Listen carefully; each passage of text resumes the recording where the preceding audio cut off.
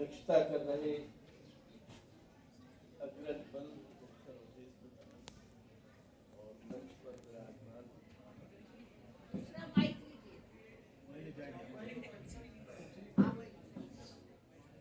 अब ठीक है, आवाज बढ़ा दीजिए वहाँ से।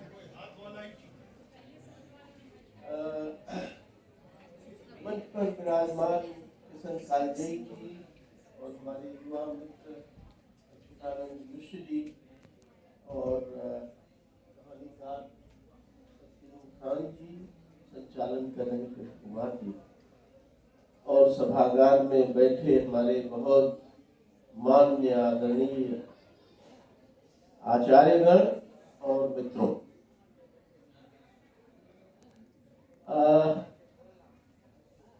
रुई काफी धुनी जा चुकी है और धुनी हुई रुई को एक बार फिर धुनना है। ये जो भारतीय ज्ञान परंपरा का जब से आविष्कार हुआ है हाल के दिनों में और विश्वविद्यालयों में इस पर चर्चा होने लगी है,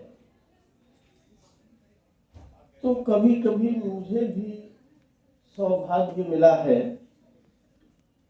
वो कौन कह रहा था, बोलने का तो नहीं, क्योंकि बोलने के लिए नहीं बुलाया जाता,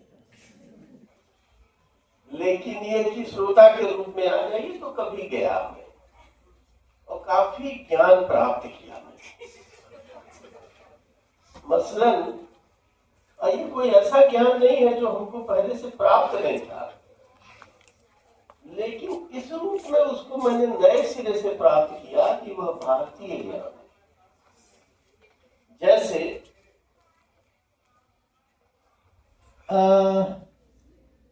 एक बहुत बड़ी सभा में बहुत बड़े व्यक्ति ने ये बात कही, आप सब जानते हैं कि जो गणेश जी के सिर पर हाथी का सिर लगाया गया, तो ये प्लास्टिक सर्जरी का नायाब नमूना था और बहुत पहले से हमारे यहाँ से था। जिस सभा में ये बात कही गई उसमें तमाम वैज्ञानिक बैठे हुए थे और सबने सिर हिलाया। शिक्षा मंत्री ने कही थी भाई, शिक्षा मंत्री ने कही थी। अब मैं समझ तो ये समझ नहीं पाते। ये जो है फिर एक ज्ञान और मिला कि पुष्पक विमान तो हमारे यहाँ बहुत पहले था। जब दुनिया के लोग ठीक से कपड़ा पहनना नहीं जानते थे, तब हम लोग पुष्पक विमान उड़ा रहे थे। ये हमारी ज्ञान परंपरा है और इसको ये जो यूनिवर्सिटी के प्रोफेसर लोग हैं मुकेश्वर सिंह टाइप, उन लोगों ने उसको एकदम से मटिया मेट करके रख दिया है। ये सुना मैंने, मतलब आपका नाम नहीं दिया गया।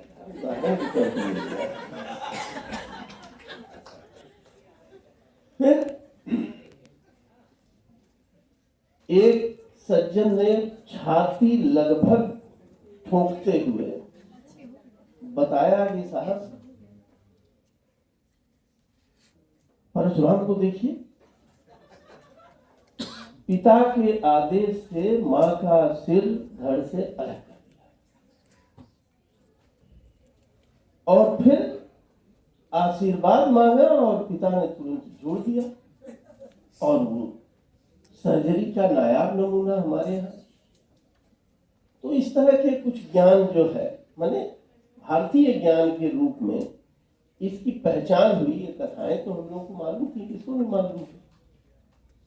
तो सवाल मन में एक तो ये है कि अगर यह ज्ञान है और ज्ञान की परंपरा है और खुदा ने खास्ते परशुराम जी का कोई भक्त आज की तारीख में माता जी पर फंसा चला गए, तो पितृभक्ति से वह मां को पुनर्जीवित कर सकता है।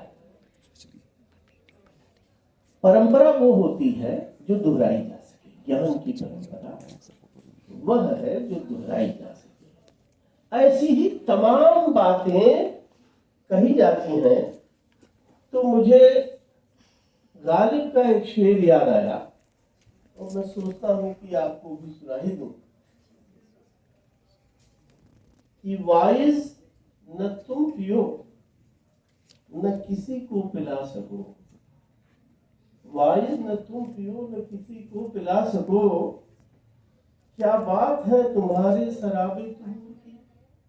ये जो तुम्हारी शुद्धतम पवित्रतम शराब है, तुम भी नहीं पी पा रहे हो, किसी को पिला भी नहीं पा रहे हो, क्या कमाल की चीज है।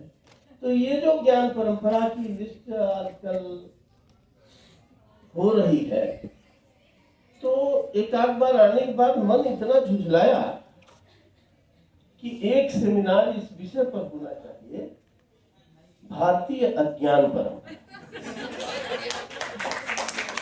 क्योंकि अगर इसे रेखांकित किया गया है कि यह भारतीय ज्ञान परंपरा है, तो अनकहे ये बात कहीं न कहीं अंतर्निहित है कि एक अज्ञान की परंपरा है।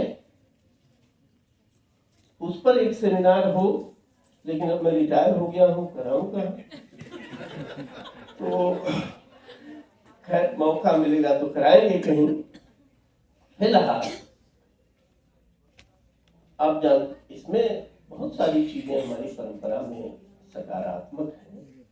और सुश्रुत नाम के एक व्यक्ति शल्य चिकित्सा में बहुत काम किया उन्होंने, लेकिन जब आप पढ़ेंगे तो पाएंगे कि जो उस समय इन्वर्टेड कामा वाले भारतीय ज्ञानी थे, वो सुश्रुत का विरोध करते।